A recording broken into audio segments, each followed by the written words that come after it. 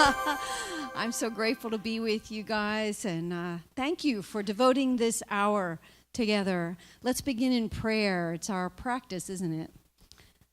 We just close our eyes. We invite, in fact, we command our minds, our bodies, our whole being into the power of this present moment. We know that God is the allness of divine love, life, and wisdom. And we now allow that divine life, love, and wisdom to be ours, for we are one.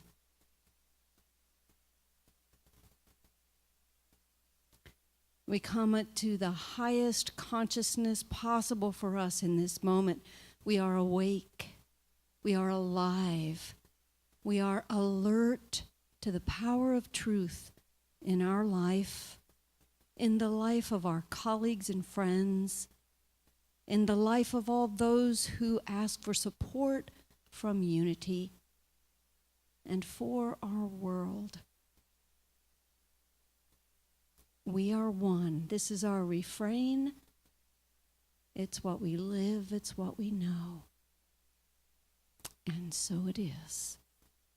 Amen. Amen. Well, hey, give it up for Jim Blake. Good morning.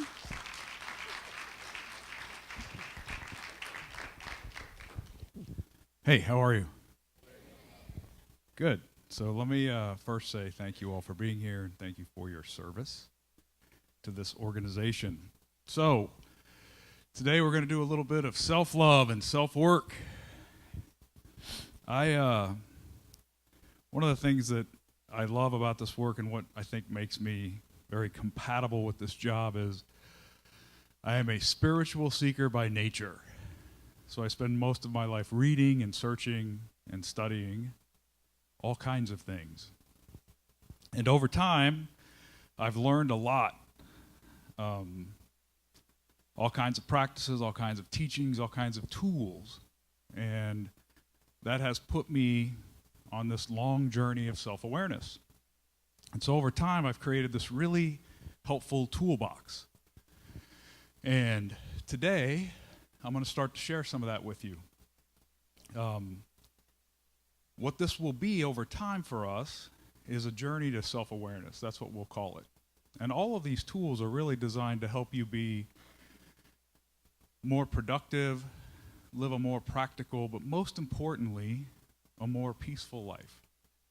And what you'll find, I think, or at least what I have found, is that all of these things have helped me be, in all of my roles, better. A better person, a better human, a better father, a better boss, a better friend. And so that's what we hope to accomplish today. Here's the challenge. I, at least, maybe you will do better than me, have not mastered these, which is why I call this practices for life. You just practice and practice and practice. Now, there are spiritual masters who have allegedly mastered these, and so we'll affirm that we'll get there. But don't put a bunch of pressure on yourself to master these in a week or two. And if you do master them, please come tell me and teach me. So this first section we're going to call Me, My Thoughts, and I. This will begin our journey to self-awareness. And so we're going to spend a little time getting inside our own head this morning. Now, for some of us, that can be quite scary. So let me ask this question. Well, let me ask this first. Where does life really happen? Does life happen out here? Lots of people will say that, right? Life happens external, Jim. You knucklehead. Goes on outside of you. The events and all the things occur outside of us, yes.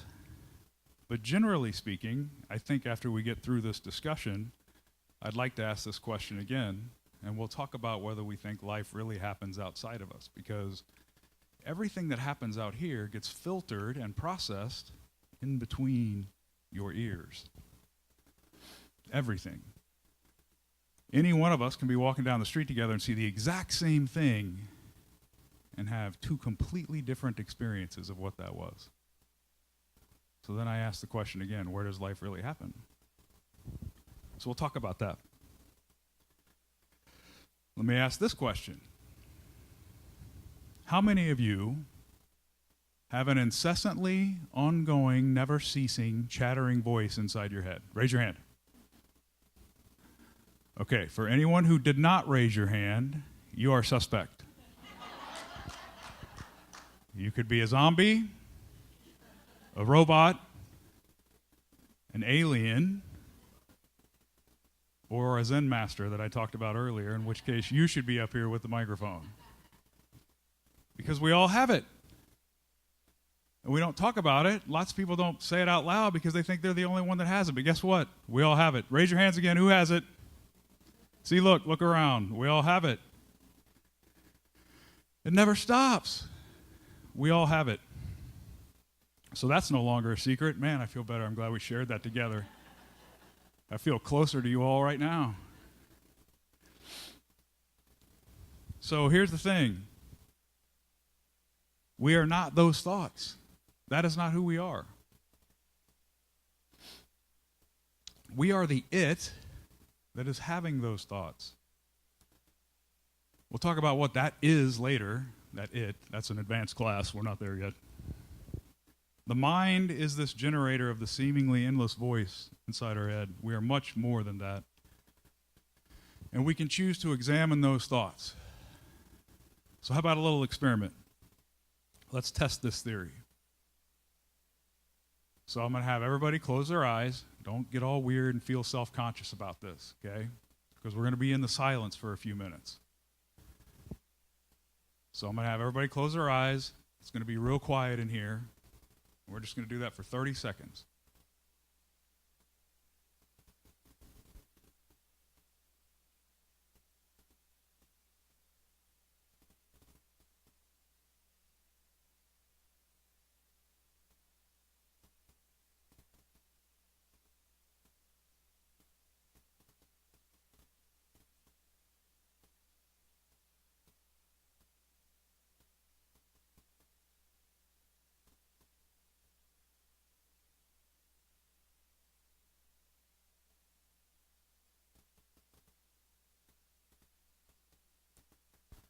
Okay. So, how many of you had the incessant chattering? Didn't know what to think about, right? Why are we doing this? What's the point of this experiment? Right? Okay, so now we're going to do this again. This time, I'm going to give you something to focus on. This time, I want you to focus on your breath. All I want you to do is as you're breathing in, just acknowledge that. Breathing in, breathing out.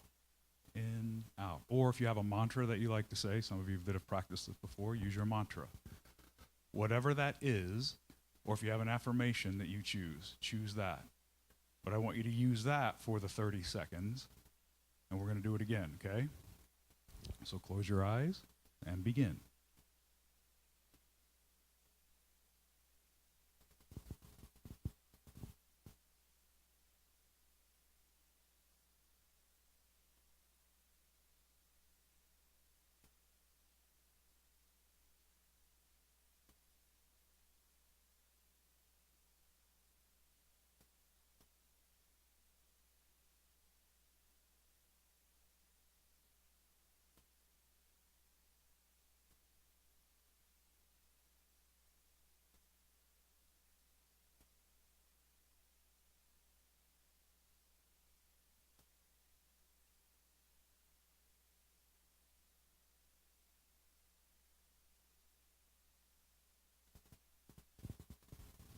Okay.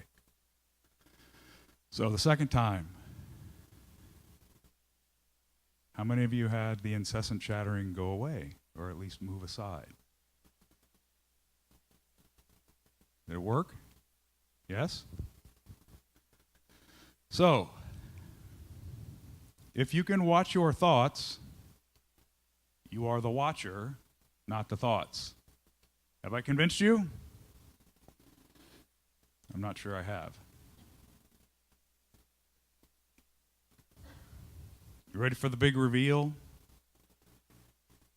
Hey, that was good. Thank you.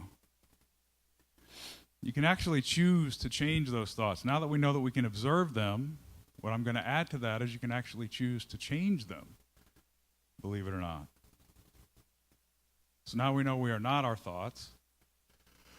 We know we can actively observe them. Now I'm telling you you can change them. I know it's a lot to take in this morning. Do we need to take a break? You guys with me? Okay. Here's my favorite little saying. This is to help us. Your mind is your garden, your thoughts are the seeds. You can grow flowers,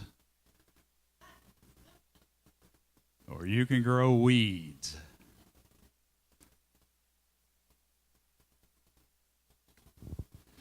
Why do we care about this stuff? Be careful how you think. Life is shaped by your thoughts. This is what the masters teach us. All that we are is the result of what we have thought. The mind is everything, says the Buddha. What we think we become. Even the modern day success preachers. So Jim Rohn, or Tony Robbins, speaks of Jim Rohn, who is a prolific author. Simple everyday principle. Every day, stand guard at the door of your mind, and you alone decide what thoughts and beliefs you let into your life. Why? What does that mean? What are you saying? Well, here's why. Here's an example. So I'm walking down the middle of the courtyard. Okay? Perfectly lovely day. Sun is out, breeze is blowing. Normal day at the village. I see Lila. Raise your hand, Lila. You guys all know Lila? Lila works in the communications department. She's a copy editor. She's generally a friendly person. So I see her. I say good morning. She doesn't acknowledge me and walks right on by. Guess what starts in my head? What the hell's wrong with Lila? Did I do something to anger her? What's going on there? Why is she being a snot? What the blah, blah, blah, right? So I spin down this whole rabbit hole. Meanwhile, I don't notice Lila had her headphones in. She's on her phone doing a copy editing thing because it's late. She didn't even hear me. I've created an entire story now. I go upstairs, Sandy, what the heck's wrong with Lila? Can you see what's going on? Call her boss. So now I go down this whole path. Create a whole life experience, ripple effect. You see how this happens? So now I ask you again, where does life happen? You see the ripple effect that's completely created based on one tiny thing that happened here of a 1-second incident. Versus if I would have said, I guess Lila didn't hear me. It's still a beautiful day. Keep moving. How quickly things can shift and the dramatic impact they can have. So now let's go back and read these. Be careful how you think. Your life is shaped by your thoughts. What if not only do I let it disturb me, but it makes me angry? Now I'm mad. Who does she think she is? I'm so tired of everyone being angry around here. Look at this place. It's the most beautiful place in the world to work. And now I'm angry, right? So then I walk past somebody and they say hi to me and I can't even say hi to them. I don't even acknowledge them because I'm in my head all angry. Now they're walking around going, what's his problem? Who does he think he is, Mr. CEO? Geez. That guy's stuck up. Now I've created this whole ripple effect. Now half the campus is angry because we're all walking around ignoring each other because we're all up in here. Meanwhile, I'm still angry. I go in, Sandy says good morning. I snap at her. I have a meeting with Linda. She's trying to have some meeting. I'm all mad. I'm answering no to everything she had. No. Why? I don't know. Just no. But it can affect your decision making. It affects your mood. It affects Everything. One incident happening in everything you do. So, be careful how you think. Your life is shaped by your thoughts. So now, guard the door of your mind. That changes the impact of that statement. Do you see why? I don't want to walk into a meeting with Linda angry and start saying no to things that are impacting this business or even to Kim or any meeting that has key decisions that need to be made or what have you, when I am not in the right place. So the idea here is to really be careful where you are. Make sure you're centered. Make sure you're coming from a place of centeredness and peace, and that you're not spiraling in whatever. And that you're ready to move on to the next transaction and interaction. This is why all these master teachers are always talking about make sure you're in the present moment. This is what being in the present moment is about. So that I'm not sitting in front of Linda, she's trying to have a conversation with me, and I'm like, I cannot believe Lila snubbed me this morning. I'm going to go down there and smash in her door and find out what's really going on. Meanwhile, Linda's going, so what do you think? What? What did you say? This is our practice. And there's two of these. There's two paths. There was one that was predominant for a really long time, and we talked about it a lot around unity teachings. But there's another one that's emerged most recently in the last several years. So the first thing is to become aware of your negative thoughts. Become aware. Catch yourself spiraling. So become aware of them, notice them. If you can, release them. Release the thoughts that no longer serve you. And you can just say that in the middle of the spiral. Hey, this is no longer serving me, and try to focus on something else. Replace it with a more productive thought. That's the traditional way. Immediately start affirming something positive. Oh my gosh, I have to get up and do this presentation in the morning. I'm going to trip on the cord and fall down. I'm going to say something silly. Right? No, I'm going to do a great job. I'm going to say exactly what they need to hear. That's the replacement thoughts. If you can't do that, which some people can't and they struggle with it, then just do this, the last bullet. See them. Wow, I noticed that I'm having this fear and these negative thoughts. There's a teacher, Michael Singer, who's written a couple of books recently. He talks about just leaning away from that. I love the description. You notice it and just lean away from it. So I have this visual of just seeing it and leaning away from it and watching it drift up by me. Oh, I see you. And just letting it go. That works as well. Here's the thing, though. Remember what I talked about practice. You can't catch yourself doing this and be like, oh, dang it, I can't believe I'm doing the negative thinking. What have I just done? Right? Now I've just taken myself away from my own peace, which is what we're trying to create. We've defeated the purpose. So be gentle with yourself. Understand it's a practice. I've been doing this for a long time. I still occasionally will have this. Catch myself doing it. But then I run across books like Michael's and I learn new techniques. Leaning away. So if you see me walking down the sidewalk doing this, you'll be like, oh, hey, Jim's. Right? See me in my chair. Everything all right, Jim? Yeah, I'm good. Questions? Okay, I'm going to bring up the Reverend Linda Martella-Whitsett, and she's going to take us through some interactive stuff. Woo-hoo. So how many of you have studied unity principles in any way? All right, a sprinkling of you here. So some of what Jim is talking about in the practices probably makes sense to you, right? Because what we're talking about is let's see if I do this right. Yeah, I did. is a principle that Charles Fillmore identifies: all fears rest upon thoughts. And if the thought foundation can be broken up, the fear will vanish.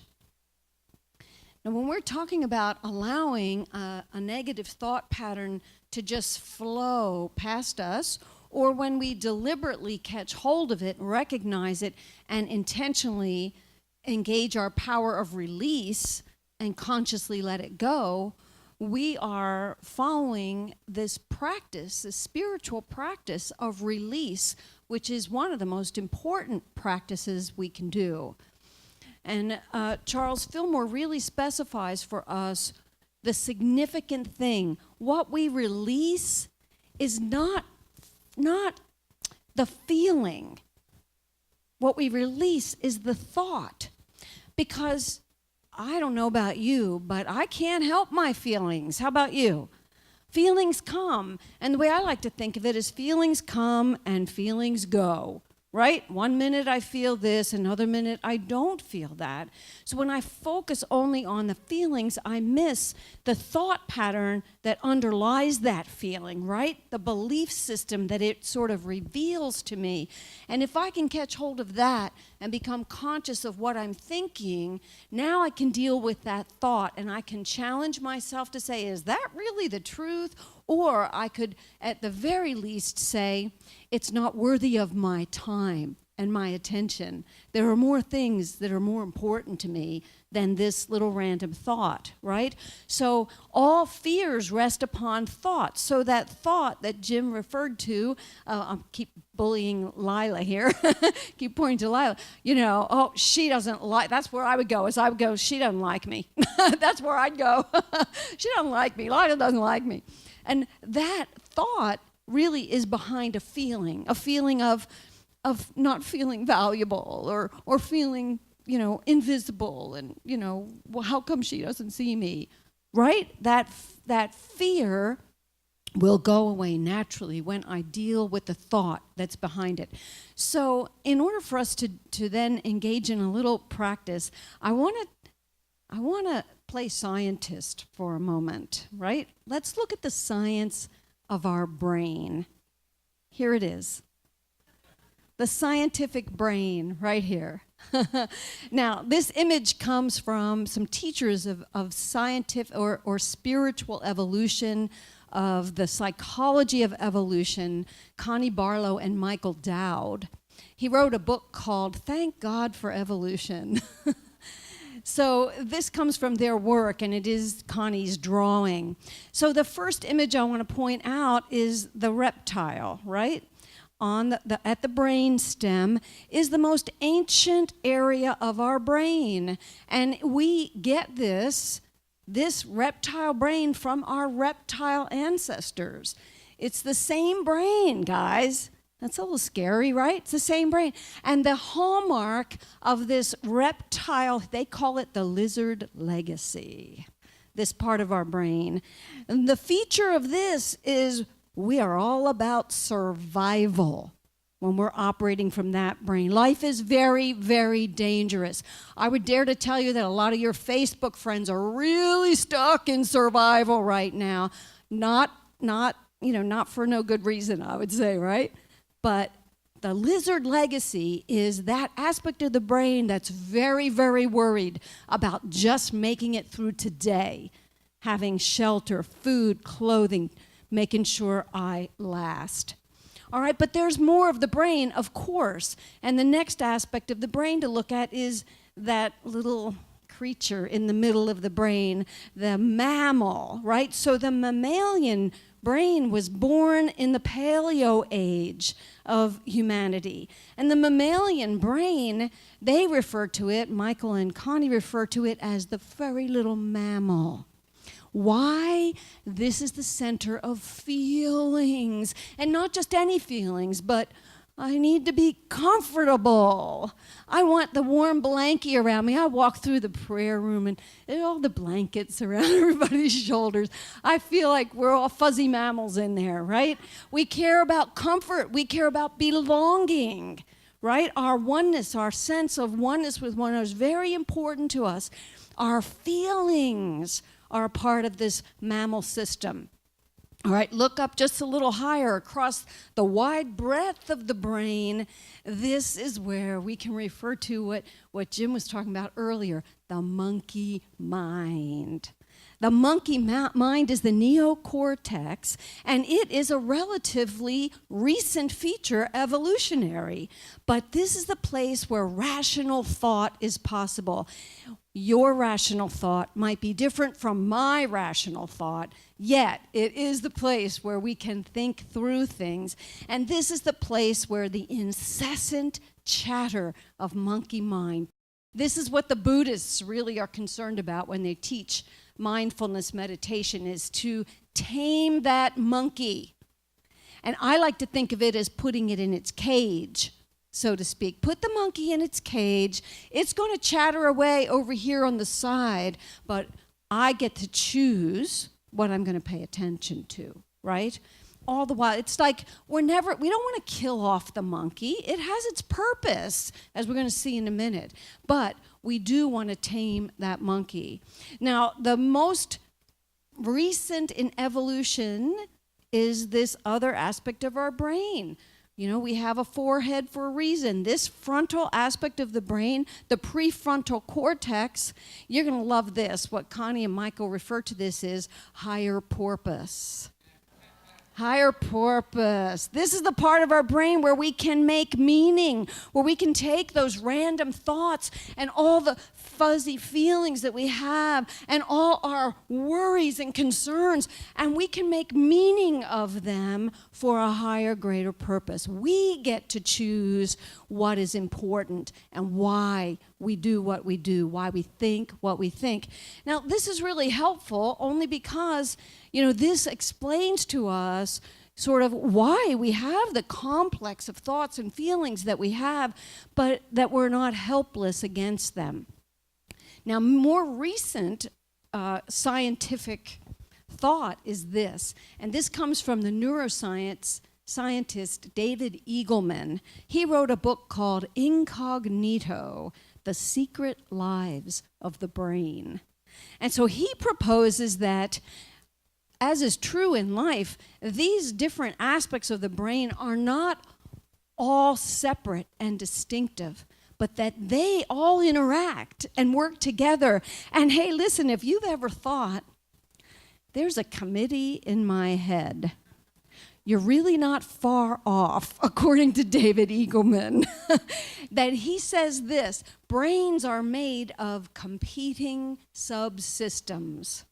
And he says this too: the dominant two-party system in our brain is reason and emotion.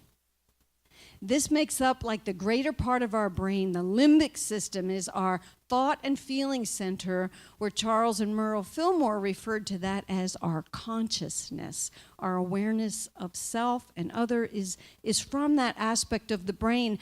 And they are always in some kind of competition. So Eagleman says this: so you attend a gathering, like the birthday celebration that's coming here, and there's cake and there's ice cream, and there's, you've been dieting, you've been really, really doing well. And, that part of your brain that really is disciplined and wants you to succeed says, don't go over to the cake. Just don't go there. Just don't. But there's another aspect of our brain that loves sugar, that loves it because there was a time when our bodies felt like they were starving, and it's right now because I'm dieting. So the body's saying, you need energy. You need more energy. Go eat the cake. Go eat the cake. Now you know why you get confused and why you sometimes eat the cake and sometimes don't, because which voice wins out? It depends, doesn't it? Oh, Sherry says the cake. It's always going to be the cake. Yeah, eat the cake, eat the cake. All right, so the voice that wins out is the voice that I take command of. It's the voice that rises up and says, I'm in charge of this committee. And which voice is that? In each one of us, we get to choose which voice is the dominant thought.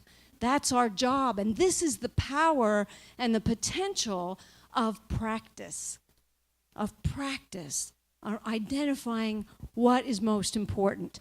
To number one, become aware if I'm holding a negative thought, notice that thought, and then make a conscious decision to release that thought or to allow it to just float out. Because if I don't give it attention, it goes away. And then to replace that thought with the thought I want to be thinking, the thought that's important to me, right? So here's an example for us. Here's a common negative thought.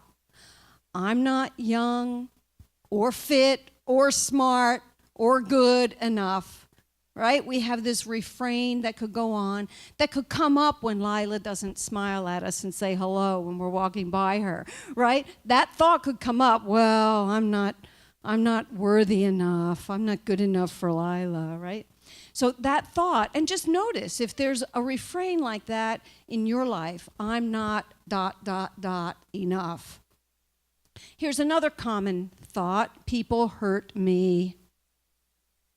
Or people are hurtful, that kind of thought. Here's another common negative thought, the economy is crushing me, I can't get ahead. I'm so poor, I'm so broke, right? You've never heard anybody think that any one of those three thoughts, have you? I didn't think so, right? I didn't think so. So, okay, so simple common practice. A common negative thought, let's take this one. I'm not young, fit, or smart enough. Is it possible to release that negative thought? In Unity, we call this the practice of release and affirmation. That's the simple practice we're going to do. Release or denial. That's what Charles Fillmore called it. Not psychological denial, but denial of the false idea in that thought, right? So we'll call it release of that negative idea. So release would be to be able to recognize that there's something false about what I'm thinking. That's really release, because once I understand it as false, I can let it go. Do you know what I mean? Does that make sense? So we could say, in answer to that thought that I just hear in my head, oh my gosh, I'm not smart enough, I could then tell myself a message such as, what I'm saying to myself is that my abilities are limited. I have an expiration date. I'm too old. I'm not young enough. Or I'm only human, Don't expect me to be more than this. This is kind of the thought that's behind that. Well, it's the idea or the belief that's behind that thought. It's a limiting belief, right? And as I release that, I begin to create a more true thought for myself. So, for example, I could affirm this as a greater truth. I have within me all that I need. In other words, in answer to I'm not smart enough, I'm not fit enough, I'm not good enough, I could come to the realization that I have within me all that I need. I am an ever-evolving being with ever-evolving capacities. In other words, I stop telling myself the story of how limited I am, and I remind myself that there's a great truth about my being, and I want to catch hold of that truth. Anybody with me? Okay. So I'm going to kick this part off with a confession story to tell you how this directly applies. And I'll use the I'm not something enough at the top. So this whole practices for life column thing, where this came from is I was approached when Mary Earls was here. She came to me and said, hey, the editor for the Lee Summit Tribune is following your Twitter feed. She thinks it's interesting, and she invites you to write a column in the paper on anything you want. Anybody want to know what my first reaction was? I'm not a writer. I don't write. I've never fancied myself as a writer, and the people that are close to me here know that. I bet I said that like 96 times. Like all the blood went out of my face. Very first affirmation, or the very first issue, I am not a writer. I can speak, but I have never, done a lot of writing. Now, there's someone, I've been picking on Lila all morning. Lila is a very close friend. She edits all my stuff. She's also very friendly. I said she was, what did I say earlier? She's wildly friendly. Generally, that's what I said. She's more than that. But I went to Lila and I said, they're asking me to write this column. And she said, we got you. They even offered to ghostwrite it for me. But that felt out of integrity. Lila did not offer that, let me be clear. Some people offered to ghostwrite it for me. But what I want to get across here is, my first reaction was, I'm not enough to do this. Okay? And it wasn't that I'm not a writer or I can't form sentences or I don't have anything to say. To what Linda said earlier in the exercise, what'd she say? Start with the feeling and then go to what is the root behind all of that. So now I'm really giving you, we're getting into the deep gym work here. But I did the work. And here's what it is. I graduated with a computer science degree when I got out of college, okay? So I wrote code for the first 5 years of my career. So my biggest challenge, and Lila will tell you this, so I'm just going to confess it in front of everyone so she can't make fun of me for it later. Sandy knows this too because she edits me all the time. My challenge is grammar, okay, and punctuation. I write like I talk. So I write as if I'm speaking. And it's because I wrote code forever, so I didn't get used to using all the punctuation. I remember the rules occasionally. Sometimes Sandy will give stuff back to me, and she goes, I didn't have to make any edits. And then a lot of times she'll give it to me and go, it was just the usual colons and semicolons and commas and whatever. So, but that was the root of my concern. That was the root of my I'm not a writer, is because I didn't want people to know that about me, that I don't do grammar and punctuation and that sort of thing very well. And at this point in my career, and at the top of the thing, that made me nervous. Now, I can sit down and write code, and that would be my defensive reaction, right? Wow, Jim, your grammar's terrible. Oh yeah, let's write code. But that's silly. So anyway, that was my example of an I am not when a really great opportunity came up. And so I could have not done this and missed a really great opportunity. So that's why this stuff, I think, can be important.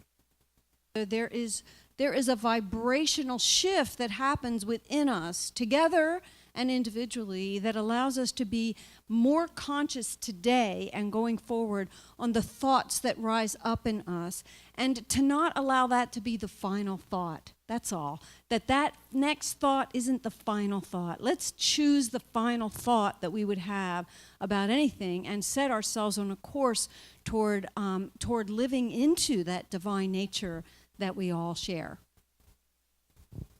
There are times where it will feel like affirmation just isn't getting it and isn't enough.